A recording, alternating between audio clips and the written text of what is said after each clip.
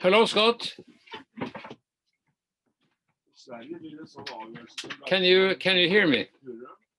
Yes, I can. Thank you. Yes, that's very good. It's a nice room you have with all the birches and everything. Yes. Almost every club that I've raced in, I ask for a burgee. They don't always give it to me, though. Yeah. Well, I can recognize some of it. That's my classic boat back there. Looks very nice. Well, fit for a president of World Sailing. Oh, thank you. But you don't vote, Mikkel, so I'm afraid that's doesn't help me much. No, I'm not going to vote, but instead I'm going to ask you some questions. Go ahead.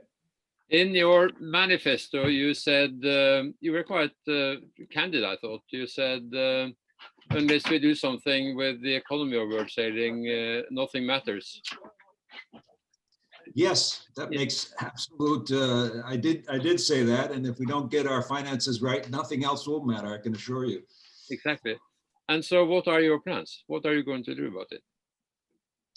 Well, there are several areas where we can save, and we have started saving actually from February last year, when it became very, very clear at the February meeting in Valencia that unfortunately our finances had really deteriorated.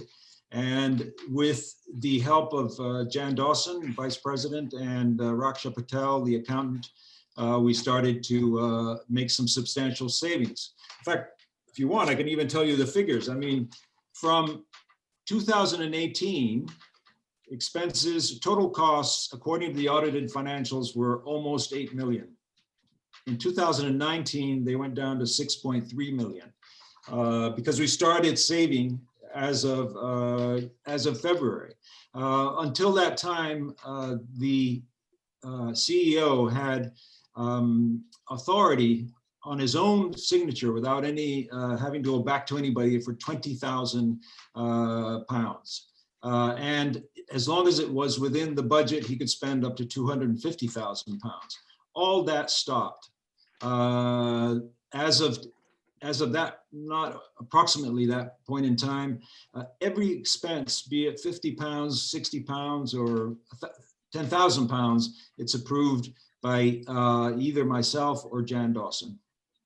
Right. And that's what's happened to expenses. Going forward, there are several areas that we can still address. The most obvious one is our office in London, which is costing, if you take into account the rent, the rates is a property tax in the United Kingdom, and service charge, it's 520,000 pounds a year.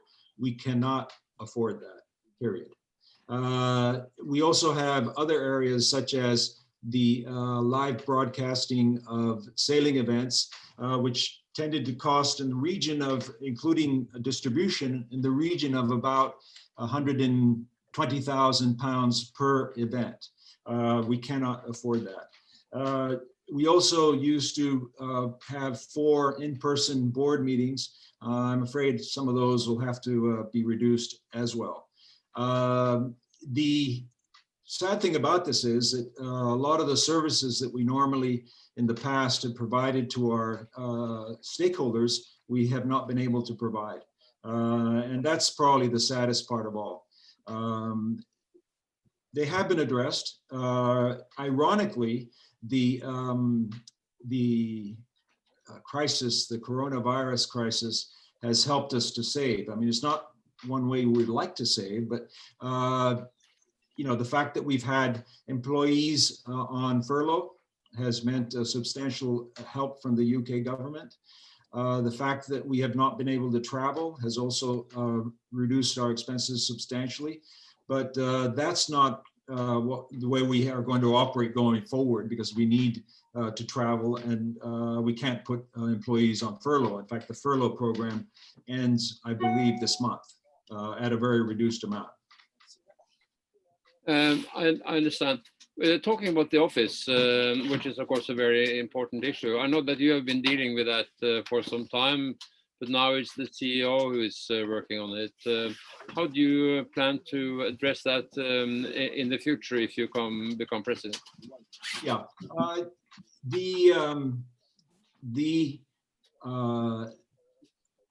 starting, I can't remember the exact date, but it was sometime in February this year, I started negotiating with Land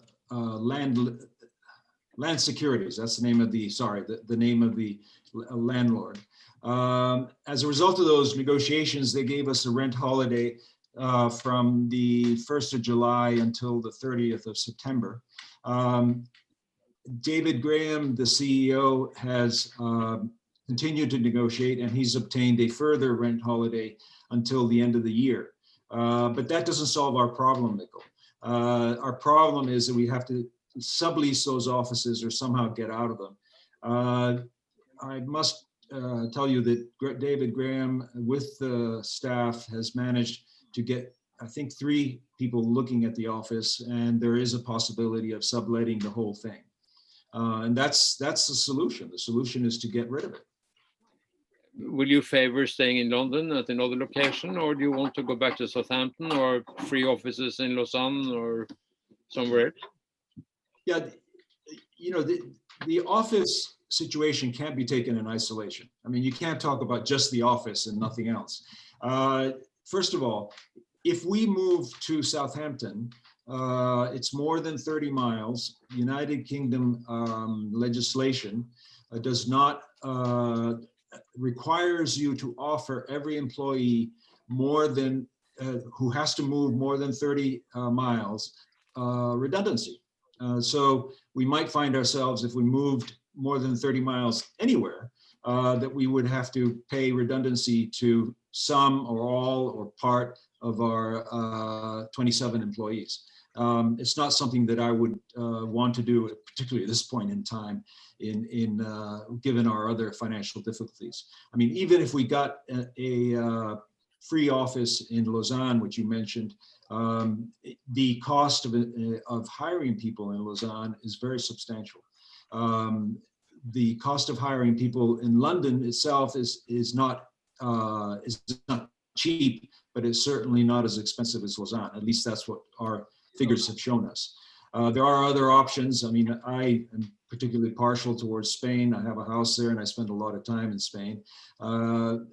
Those options are there, and probably the cost of hiring people would be certainly more reasonable than Lausanne and probably more reasonable than London. But having said that, one of the reasons for moving from Southampton to London is that we have a more international staff. I mean, when we were in Southampton, I believe we had 3 nationalities: British, obviously, Spanish, and I believe we had 1 American from the United States. Now we have 8 nationalities working for us. We have somebody from Malta, from India, from Germany, from Portugal, from Spain, from the UK. I can't remember the other ones, but I counted them, there were 8. And I think it's important in an international organization like our own to have people from all over the world. If nothing else, it's a language situation. We need to have good communication. I would prefer to not move beyond 30 miles, but 30 miles is a long way. I mean, 30 miles, trying to figure that out, it's about 48 kilometers. We could move easily to somewhere like Maidenhead, which is near Gatwick, or Reading, which is near Heathrow, and still be within that range. And obviously the rental there is much, much cheaper. Right. Are you considering to reduce staff? I believe today it's close to 30 people in the office of World Sailing. Yeah, there's 27, Mikkel. You know, that also has 2 sides to it. One of the things that has happened in the recent past is that we have almost exclusively used our staff, and our staff in some ways is overworked. What we really need to be doing is to be using our outstanding, and this is unique.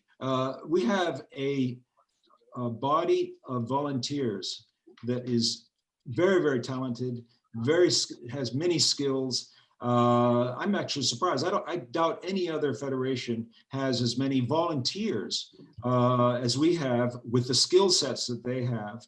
And we should be using them. We should be using them much more. In fact, one of the things that I would want to push to a great extent, if people volunteer to be on committees, race officers, organizing regattas, whatever it is, they're doing it first for free, and second,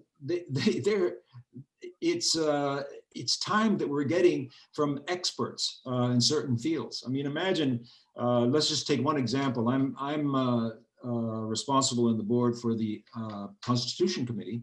There are I think all but one is a lawyer there. Those lawyers don't charge less than maybe, several £100 or euros or dollars or whatever it is, and they sit on that committee for free. I mean, they're giving us all this for free. So, let's take advantage of that. These are people who want to work for us. They want to do things for us. They're passionate about our sport. It's a great shame that in the recent past, and I put this down, quite frankly, to Andy Hunt, he had an aversion to using people that didn't report to him, which I think is a mistake.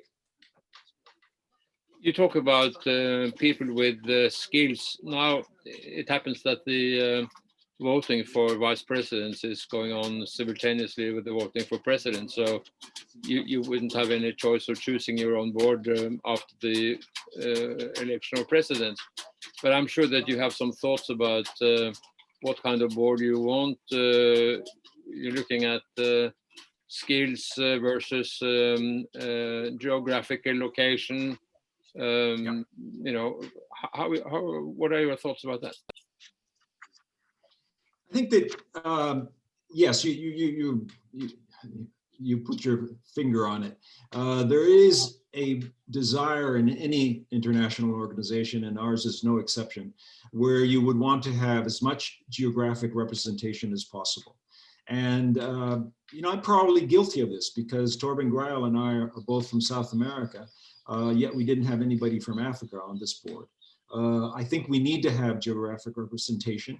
We need to have women. We've had in the last two boards 3 women. In this board, we have 3 vice presidents. In the last board, we had 2 vice presidents who were women, and the athlete representative was a woman until the last year when Jan came in. So I think we have to keep that up. That's important. But also there's the whole question of skill sets. I mean, you don't want to have, can you imagine a board with nine lawyers, or 9 accountants? We have to have people that have a background in law. We have to have people that have background in finance, accounting, nautical engineering, et cetera, et cetera, et cetera. And we also have to have people that have inside knowledge of the racing rules, that have inside knowledge of all of our different areas, including equipment, et cetera, et cetera. Ideally, that's ideally, but we're not going to get that. Obviously, we just don't, we won't be able to get that full skill set. I mean, I personally, because my background is really in finance and administration, I would like to see somebody who has a strong background in finance, because I think we're going to need that. We're coming into a very, very difficult 4 years, and some hard decisions have to be made. And sometimes when you have to make hard decisions, it's nice to have company. I think the old saying, Mikkel, is misery loves company. It's not fun to have to right the ship again, but it needs to be done.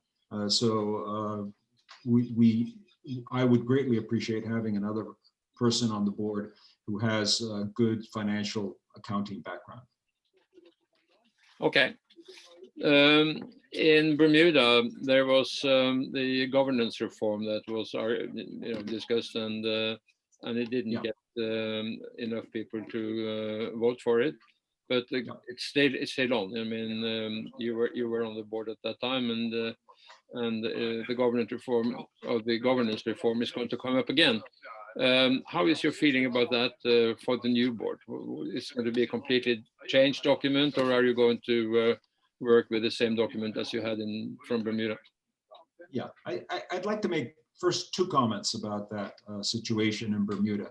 I think, I can't remember exactly, but I think there were less than 70 M&As represented. And I think that for something as important as the governance of our organization, we have 146 M&As, and to have less than half vote on it, I think is a mistake. If we go ahead with a governance review in the next board, it should be done on consensus. But consensus means involving everybody. Mikkel, I come from a small country by any stretch, by any measure, okay? Small for sailing, small in every sense. And a lot of those small countries that are members of our federation, they can't afford to go to a place like Bermuda or wherever we're going to have the meeting. Even if we had it in London itself, they can't afford to get there. I mean, there are visa problems. There's all kinds of problems for people that travel around. So I think that if we do bring that back, and I suspect it is, and in a way I hope it is, because we did have 64% of the people vote in favor of it, and I think it needs to be looked at again. But it should be done probably in the same sort of way that we're now doing things virtually, so that we can involve as many countries as possible. In fact, I would put a threshold. I would say we need to have maybe 100 countries minimum voting on it, and it has to be passed by 75%. That's the way I would view it. And the other thing that is a bit sort of a little bit sad in the sense is that this became a very emotional issue. And I was thinking of a word in Spanish it's decoroso. And I finally found the equivalent in English. I didn't know there was one, but it's decorum. Decorum is something where you respect other people's opinion. You respect the way you carry yourself, etc. And I think we were lacking a little bit in decorum on this particular instance. We need to come to an agreement that we're not going to all have the same priorities and the same agreement. So let's respect other people's opinion. And if a governance review is passed, let's make sure that we all agree to agree, or in some cases agree to disagree, but at least let's do it in a way that is respectful of other people's opinions. Thank you. Talking about decorum, how do you feel about the decisions made in Sarasota about the Olympic classes for 2024? Things have changed since that time, and do you think the new board will stand behind the decisions from Sarasota? First of all, I wasn't in Sarasota, as you know. I know. Yeah, so, you know, you can blame a lot of things on me, but not that one. The fact of the matter is, Scott, let me just say, I don't blame you on it. And we're not going to discuss Sarasota or US or anything like that. But I want to know what you are going to do if you become president. Fair enough. Good question. Okay. Good question. Let's not forget, number one, in December, the program commission of the IOC is going to come back to us with their decision. The IOC owns the Olympics. So whatever they say, we're going to have to follow their lead. We can certainly try to persuade them our way, and we will do that. But at the end of the day, what they say they want is what we have to deliver. However, I have certain thoughts on this. And you know, we all talk about universality. Universality means a lot of things to different people. And I think it means many countries taking place. It means both genders taking place, and physique, etc. But there's one part of the word universality which is very important to me, coming from a small country, and I suspect other small countries, and that is financial universality. I mean, we cannot afford to make our sport so expensive that it's limited to a few elite sailors from rich countries. I'm sorry to say that, but that's a fact. I mean, my country we sent 3 people to the last Olympics. We've got 1 or 2 qualified right now. I'm not sure if they're 2 events or 1 event, but anyway, we do crowdfunding to send them. It's very, very important that we don't end up like polo. Do you know, Mikkel, that polo was an Olympic sport? Polo is played a great deal in my country and in Argentina. It's probably almost, after football, it's almost a national sport here.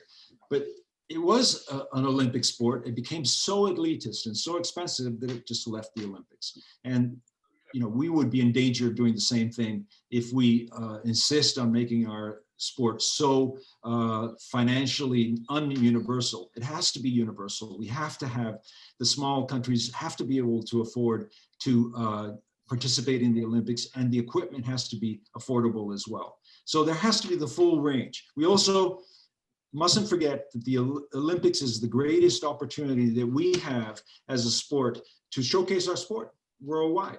And it's the most important, or it's the pinnacle for dinghy sailing.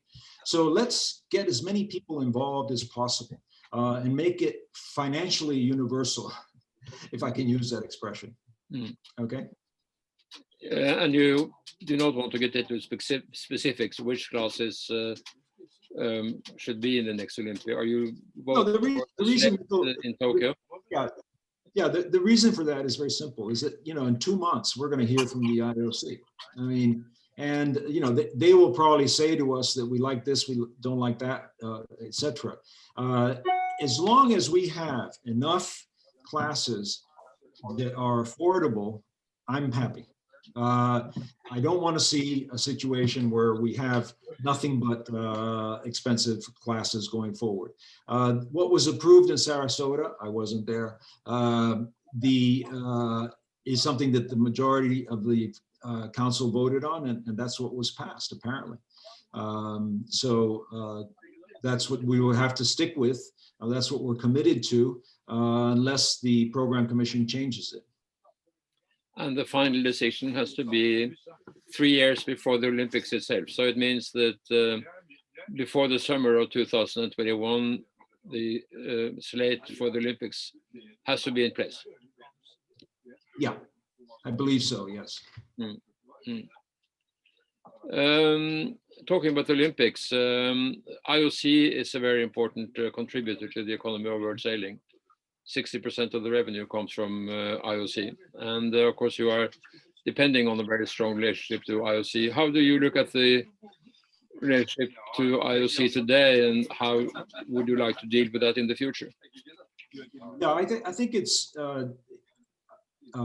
no secret that other presidential candidates have closer relations in the IOC than I do. I think I've met Mr. Thomas Bach 3 times and Kip McConnell twice. So I don't have as good contacts as some other people do have. There's no question about that.